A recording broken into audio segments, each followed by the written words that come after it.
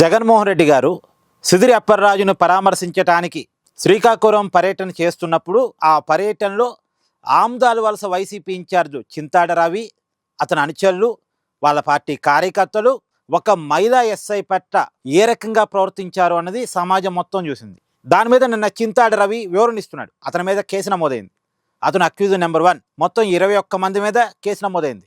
ఒక మహిళా ఎస్ఐ పట్ల అసభ్యంగా ప్రవర్తించి, విధులకు ఆటంకం కలిగించి, ఆ ఎస్ఐని భయభ్రాంతులకు గురిచేసి ఆ మహిళను వేధించినందుకు గాను కేసు నమోదైంది. కేసు నమోదైన తర్వాత ప్రస్తుతం చింతాడ రవి పరారీలో ఉన్నాడు.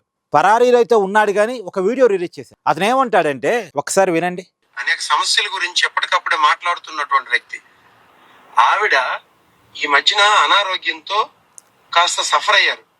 అక్కడ వేలాది మంది జనాలు వస్తుంటే నేను ఆవిడ దగ్గరికి వెళ్ళి, మేడం మీకు ఈ మధ్యన ఆరోగ్యం బాగులేదు కదా, జనాలు అందరూ వచ్చి పడుతున్నారు, అందరూ వేలాదిగా వస్తున్నారు, మీరు అక్కడ నుండి వెళ్ళిపోండి మేడం, పక్కకు వెళ్ళిపోండి అని చెప్పేసి మేము పక్కకు తీసుకువెళ్తున్నాం. ఈలోగా ఏంటంటే వచ్చినటువంటి జనాలు స్లోగన్స్ రైట్ చేశారు. ఎక్కువ మంది జనాలు, వేలాది మంది జనాలు వచ్చేటప్పుడు ఏమవుతుంది, స్లోగన్స్ రైట్ చేశారు. రైట్ చేసేటప్పుడు జై జగన్ జై జగన్ అనే స్లోగన్స్ రైట్ చేసేటప్పుడు ఆవిడ ఏంటంటే ఇట్లా కొద్దిగా చెవులు మూసుకుంది ఆవిడ. ఇది యాక్చువల్ జరిగిన అవన్నీ మేము జాగ్రత్తగా పక్కకు తీసుకువెళ్తున్నాం. మేము ఆవిడ మధ్యలో ఉంటే కాస్త అనారోగ్యంతో బాధపడుతున్నారు కాబట్టి ఇబ్బంది కలుగుతుందని నేను చాలా క్లియర్ గా చెప్పాను. నేను మేడం మీకు బాగులేదు, మీరు ఆరోగ్యం సరిగ్గా లేదు, మీరు పక్కకు వచ్చేయండి మేడం అని చెప్పేసి వెళ్ళి పక్కకు తీసుకువెళ్తున్నాం. ఒక్కసారి ఆ విజువల్ చూడండి.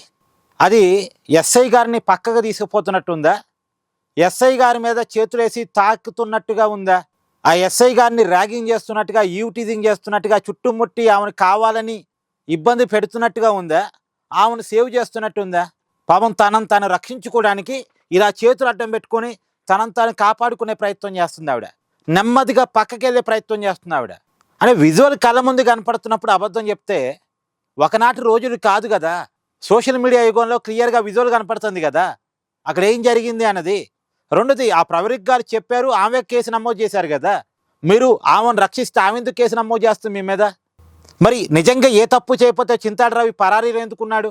ధైర్యంగా వచ్చి ఆమె ముందుకే వచ్చి, మేడం మిమ్మల్ని కాపాడాను కదా, మరి బయట అలా చర్చ జరుగుతుంది, మీరే ఒక మాట చెప్పండి, నేను మిమ్మల్ని కాపాడానని చెప్పండి అంటే, నిజంగా ఈ చింతాడ రవి ఆ మహిళని కాపాడుంటే, ఆ మహిళా ఎస్ఐని కాపాడుంటే ఆమె ఒప్పుకుంటుంది కదా, నన్ను కాపాడాడు, జరిగింది వేరు, మీరు మిస్అండర్స్టాండింగ్ చేసుకున్నారు అని ఆమె చెప్పిద్ది కదా.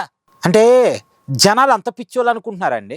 ఏం చెప్పినా నమ్మేస్తారు, జనాలకు తెలివితేటలేవు, సొంతంగా ఆలోచించే బుర్రలు ఉండవు, మనం ఏం చెప్తే అది నమ్మేస్తారు అనుకుంటున్నారా? అక్కడ జరిగింది కళ్ళ ముందు కనపడుతుంటే బుకాయిస్తారేంటి? తప్పు చేసి మళ్ళీ కాపాడాలన్న ఫీలింగ్ ఏంటి ఇక్కడ? సో ఏ తప్పు చేయకపోతే చట్టం ముందుకు రావాలి. పరారీలో ఎందుకున్నాడు? సో మీకు ఇక్కడ క్లియర్గా విజువల్ అర్థమవుతుంది కాబట్టి మీకు అనిపిస్తుంది ఏంటి అన్నది కూడా అక్కడ కామెంట్ చేయండి. దయచేసి అందరూ కామెంట్ చేసే ప్రయత్నం చేయండి. రియాలిటీ ఏంటి, మీకేమనిపిస్తుంది అనేది.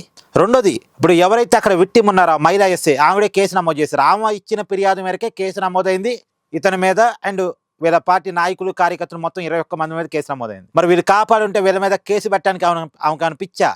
కాపాడిన వాళ్ళ మీద ఎవరైనా కేసు పెట్టుకుంటారా అండి? కావాలని ర్యాగింగ్ చేసి, కావాలని యూటీజింగ్ చేసి, డ్యూటీలో ఉన్న ఎస్ఐ మీద, మహిళా ఎస్ఐ మీద వీరు అరాచకం కాకపోతే మళ్ళీ అరాచకాన్ని సమర్థించుకోవటం. ఒక వ్యక్తి యాక్సిడెంట్ చేస్తాడు, ఏదో తెలియక చేస్తాడు అన్నట్టు చెప్తారు. మళ్ళీ అమాయకుడు అంటారు, మరి యాక్సిడెంట్ చేసిన అమాయకుడు అంటారు. ఇప్పుడు ఇతను ఒక అమాయకుడు, మహిళా ఎస్ఐని అవమానించినోడు. సో ఏమన్నారు వీళ్ళని? అసలు తప్పు చేసి కూడా బుకాయించడం అంటే, తప్పు చేయటం వేరు, ప్రాచ్యతాపం అనేది ఒకటి ఉండాలండి. తప్పు చేసిన తర్వాత సరే ఆ సమయంలో అనుకోకుండా జరిగినా సరే తర్వాత అలా చేయకుండా ఉండాల్సిందే అనేది ఒక ప్రాచ్యతాపం ఉండాలి. అది కూడా కనపట్లేదంటే ఏమన్నారు ఇక్కడ?